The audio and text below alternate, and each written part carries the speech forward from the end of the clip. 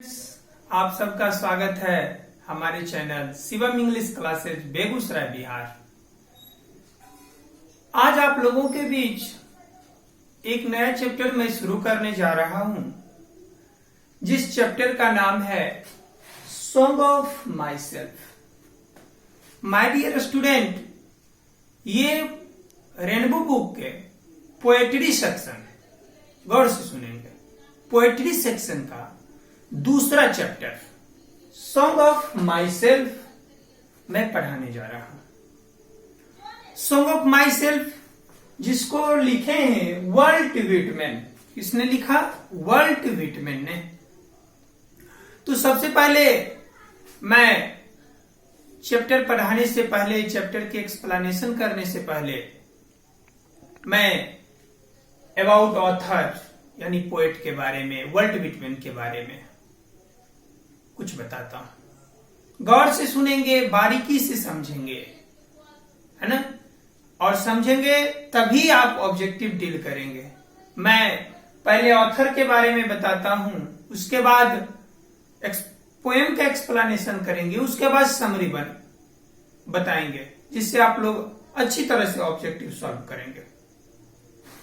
देखिए, song of my self, इसका मतलब होता है खुद के गीत, है ना? खुद से गाना, जिसको वाल्ट व्हिटमैन ने लिखे हैं। कहता है Walt Whitman was born in 1819 and died in 1892। Walt Whitman जिनका जन्म 1819 में और मृत्यु 1892 ईस्वी में हुआ था। कहता है वॉज द पीपल्स पोएट। इन्हें पीपल्स पोएट के भी नाम से जाना जाता है। He is perhaps the most individualistic literary figure that America has ever produced. कहता है he is perhaps the most individualistic literary figure that America has ever produced. कहता है कि सबसे पहले ये जानना है कि इनका जन्म अमेरिका में हुआ और अमेरिका में इनसे बेहतर अभी तक कोई कवि तैयार नहीं हुआ। अमेरिका के सबसे बेहतर कवियों में से एक, अपने समय में, अपने जमाना में वाल्ट व्हिटमैन जाने जाते थे। He began working as a carpenter. शुरुआती दौर में वो बढ़ई का काम करते थे। बिफोर हिज 12th बर्थडे, 12 वर्ष के पहले। गौर से समझेंगे कि उम्र 12 वर्ष का था और उस 12 वर्ष की उम्र से पहले वो कारपेंटर का काम करते थे, अर्थात बढ़ई का काम करते थे। He also worked as a printer, teacher. इतना ही नहीं, वह प्रिंटर का भी काम किए, टीचर का भी काम किए। इन द पोएम, और इस कविता में जो सॉन्ग ऑफ माई सेल्फ है, ही टेल्स अबाउट हिमसेल्फ। वह खुद के बारे में बताते हैं। The poet enjoy himself and sings for the self. इस कविता में कवि खुद को इंजॉय करते हैं, अपने आप में मस्ती करते हैं। आप एक बात जानते होंगे कि मस्ती वाले कवि बहुत ही मजेदार होते हैं, या जो भी मस्ती, जिसका मिजाज बुलंद रहता है, यानी एक बात भी कहा जाता है कि जिसकी मस्ती जिंदा है उसकी हस्ती जिंदा है। मस्ती तो होना चाहिए, तो वही खुश मिजाज कवियों में से एक ये हैं।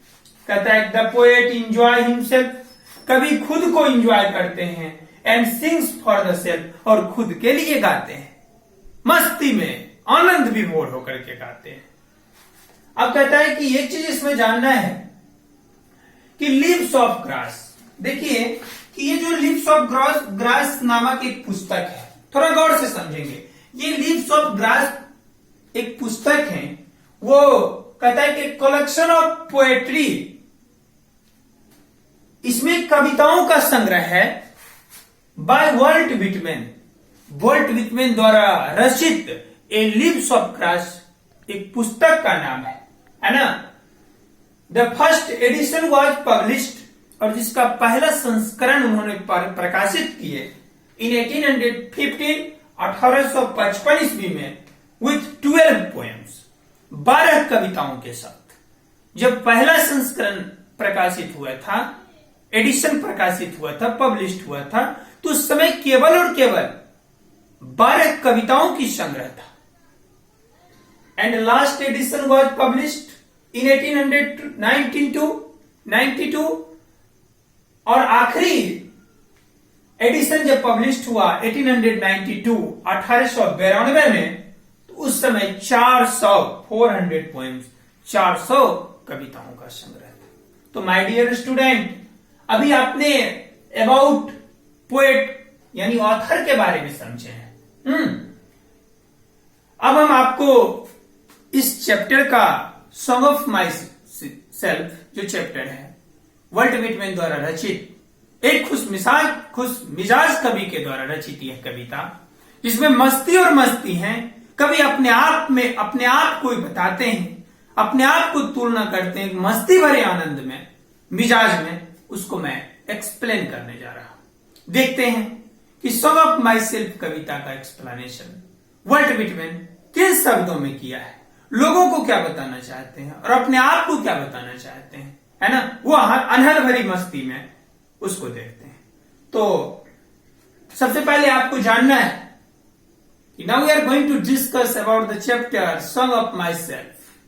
Song of myself chapter के बारे में मैं डिस्कस करने जा रहा हूं। ठीक है, आप लोग यहां तक समझे होंगे। अब एक्सप्लेनेशन देखिए। तो अब देखना है कि song of myself chapter का एक्सप्लेनेशन, ये आपकी कविता है ना, पोएम है, और इसको हम किस तरह से एक्सप्लेन करते हैं उसको समझना है। देखिए, फर्स्ट स्टेंजा में कवि वॉल्ट व्हिटमैन कहते हैं, क्या कहते हैं कि I celebrate my self and Singh my self. मैं उत्सव मनाता हूं, माई सेल्फ खुद को, एंड सिंग माई सेल्फ मैं खुद को गाता हूं और खुद को उत्सव मनाता हूं। मैं अपने आप को गाता हूं और अपने आप में उत्सव मनाता हूं। I celebrate my self and Singh my self.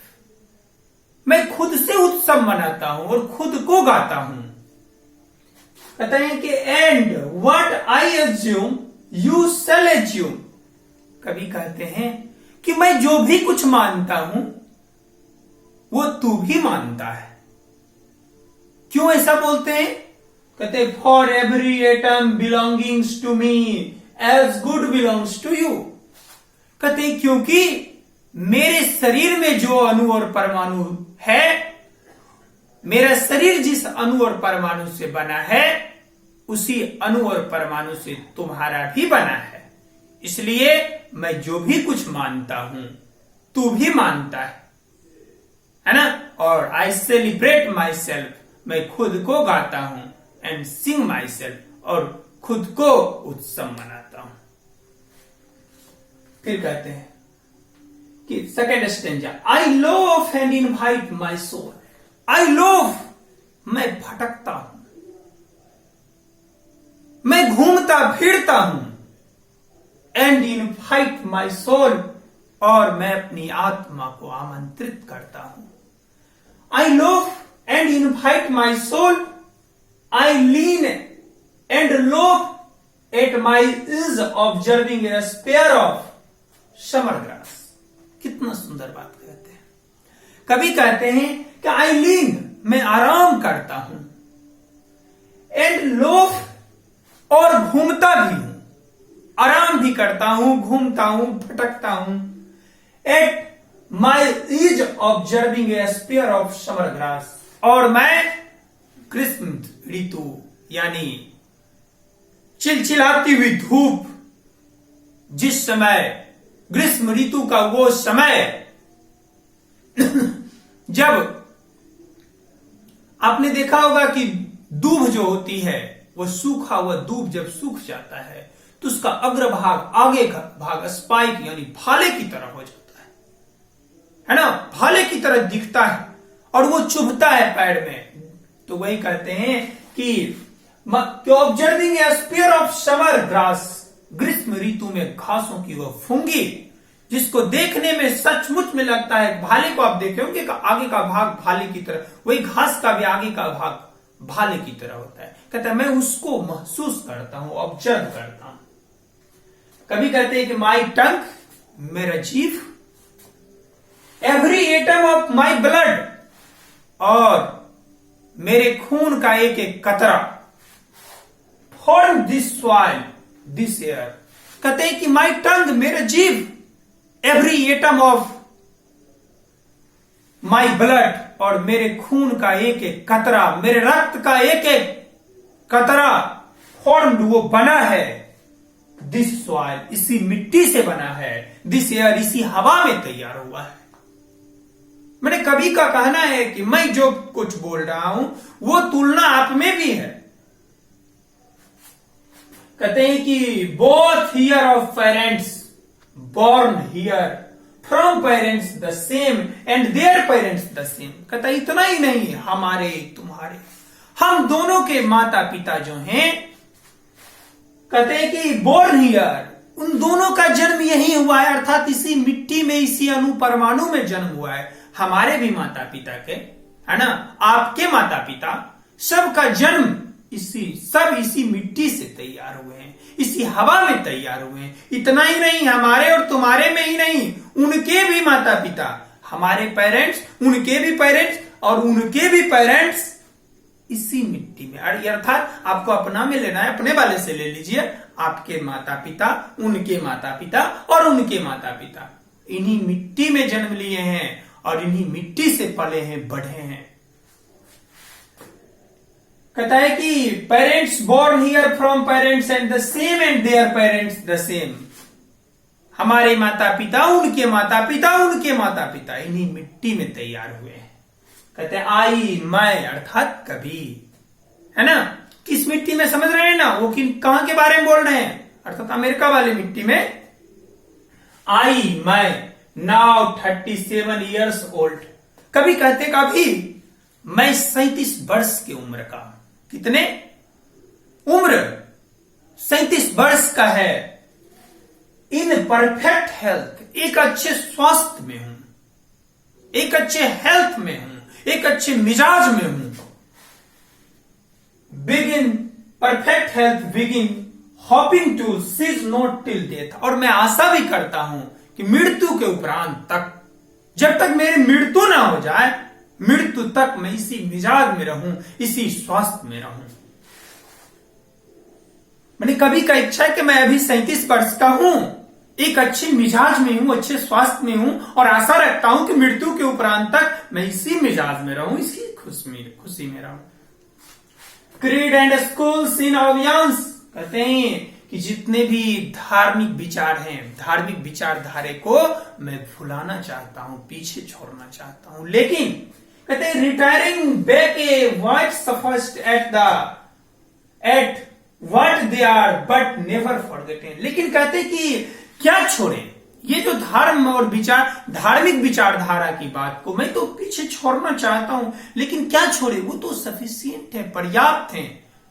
ये विचार, धार्मिक विचार को मैं भुला नहीं सकता हूं, है ना, वो सफिस्ट है, उसको मैं भुला नहीं सकता हूं। कहता है कि बट नेवर फॉरगेटेन, हम उसे भूल नहीं पाएंगे। आई हार्बर फॉर गुड और बैड, क्योंकि मैं अच्छा में भी अच्छा सोचता हूं, अच्छे और बुरे दोनों पर विचार करता हूं।